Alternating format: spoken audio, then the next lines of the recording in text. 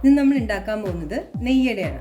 നെയ്യട ഉണ്ടാക്കാൻ ആവശ്യമായ സാധനങ്ങൾ ഞാനിവിടെ 1.5 കപ്പ് മൈദ എടുത്തിട്ടുണ്ട്. 1.5 കപ്പ് മൈദ ഈ കപ്പിൻ്റെ അളവിനാണ് എടുത്തേക്കുന്നത്. 4 മുട്ട എടുത്തിട്ടുണ്ട്. പഞ്ചസാര ഞാനൊരു 5 ടേബിൾ സ്പൂൺ എടുത്തിട്ടുണ്ട്. അണ്ടിപ്പരിപ്പ്, കിസ്മിസ്, ആവശ്യത്തിന് ഉപ്പ്, നെയ്യ് 100 ഗ്രാം എടുത്തിട്ടുണ്ട്. ഏലക്ക, 1 ഗ്ലാസ് പാലും എടുത്തിട്ടുണ്ട്. നമുക്ക് ആദ്യം നെയ്യടയ്ക്ക് ആവശ്യമായിട്ട് മൈദ മിക്സ് ചെയ്തെടുക്കാം. അപ്പോൾ മൈദ മിക്സ് ചെയ്തെടുക്കുന്ന ബാറ്റർ മിക്സ് ചെയ്യാൻ വേണ്ടിയിട്ട് ആ പാല് ഞാൻ ഈ മൈദയിലേക്ക് ഒഴിക്കുവാണ്. അതുപോലെ തന്നെ വെള്ളം നമ്മളിപ്പോൾ 1.5 കപ്പ് ഞാൻ എടുത്തത് കാരണം എനിക്ക് 2.5 കപ്പ് വെള്ളമാണ് ശരിക്കും ആവശ്യം. അപ്പോൾ ഞാൻ അതിൽ 1 ഗ്ലാസ് പാലും ബാക്കി 1.5 ഗ്ലാസ് വെള്ളം എന്നുള്ള രീതിയിലാണ് ചേർക്കുന്നത്.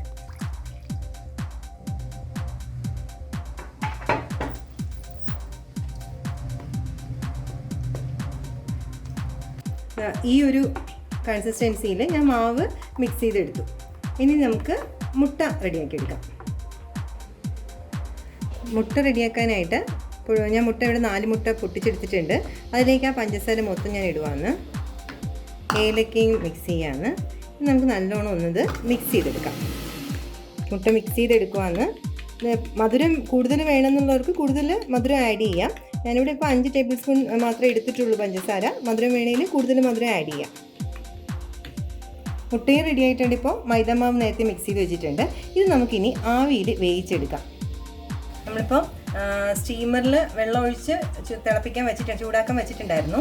അതിൽ നമുക്കിനി ഒരു പ്ലേറ്റിൽ ഞാൻ നെയ്യ് നല്ലോണം തടവി വെച്ചിട്ടുണ്ട്. അപ്പോൾ ഈ പ്ലേറ്റ് നമുക്കിതിനകത്തേക്ക് വയ്ക്കാം. ഇതിലേക്കാണ് നമ്മൾ ഓരോന്നായിട്ട് ഓരോ ലെയറായിട്ടാണ് ഇത് ഒഴിക്കാൻ പോകുന്നത്. നമ്മൾ നേരത്തെ മിക്സ് ചെയ്ത് വെച്ചിട്ടുണ്ടായിരുന്ന ആ മാവ്, ഇതാണ് എൻ്റെ ആ ഒരു പരുവം. ഈ മാവ് ഞാൻ ഇതിലേക്ക് ഒഴിക്കാൻ പോവാണേ.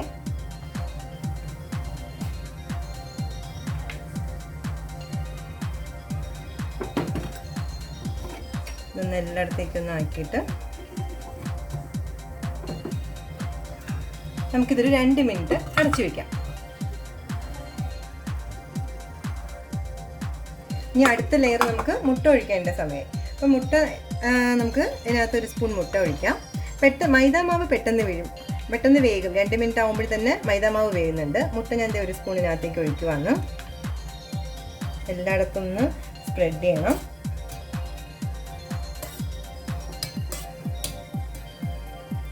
ഇതിൻ്റെ മേലിലേക്ക് നമുക്ക് 1-2 കിസ്മിസും കൂടെ ആഡ് ചെയ്യാം. വീണ്ടും നമുക്ക് 2 മിനിറ്റ് ഇത് വെയിറ്റ് ചെയ്യാം. 2 മിനിറ്റ് ആയിട്ടുണ്ട്. മുട്ട വെന്തിട്ടുണ്ടാവും. നമുക്കത് നോക്കാം. ഓക്കെ, മുട്ട നല്ലോണം വെന്തിട്ടുണ്ട്. ഇനി ഇതിൻ്റെ മേലെ നമുക്ക് നെയ്യ് തടവാം കുറച്ച്. ഇത് നെയ്യടാന്ന് നമ്മൾ വിളിക്കുന്നത്. അപ്പോൾ ഇത് ഓരോ ലെയറിലും നമ്മൾ നെയ്യ് ഇങ്ങനെ തടവി കൊടുക്കണം. ഇനി നമുക്ക് വീണ്ടും നേരത്തെ പോലെ തന്നെ അടുത്ത ലെയർ മൈദാമാവ് ഒഴിക്കാം. മൈദാമാവ് ഒഴിച്ചിട്ട് നമുക്ക് വീണ്ടും ഒരു 2 മിനിറ്റ് അടച്ച് വെച്ച് അത് വേകാൻ വേണ്ടിയിട്ട് വെയിറ്റ് ചെയ്യാം.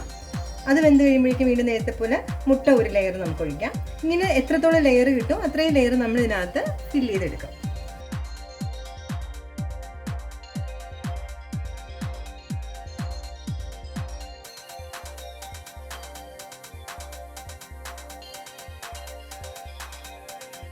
അപ്പോൾ ഞാനൊരു 10-15 മിനിറ്റോളം കഴിഞ്ഞിട്ടുണ്ട്.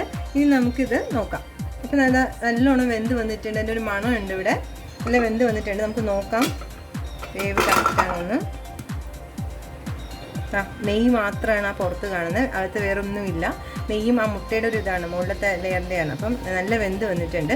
ഇനി നമുക്കിത് നല്ലോണം തണുത്തിട്ട് പാത്രത്തിലേക്ക് മാറ്റിയാം. എന്നിട്ട് കട്ട് ചെയ്തെടുക്കാം.